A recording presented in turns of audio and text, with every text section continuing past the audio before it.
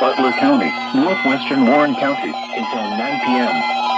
At 8:36 p.m., a severe thunderstorm capable of producing a tornado was located over 7 miles, moving east at 45 miles an hour.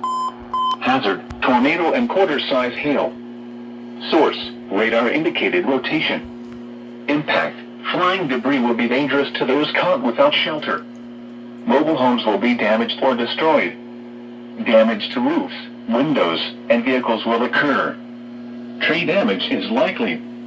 Locations impacted include Franklin, State Route 63 at State Route 741, 7 Mile, Fort Ancient, Williamsdale, Collinsville, Maustown, Pekin, Gentown, South Middletown, New Miami, Hunter, Monroe, Jacksonburg, Lebanon, State Route 48 at State Route 73, 5 Points, Springboro, and Trenton.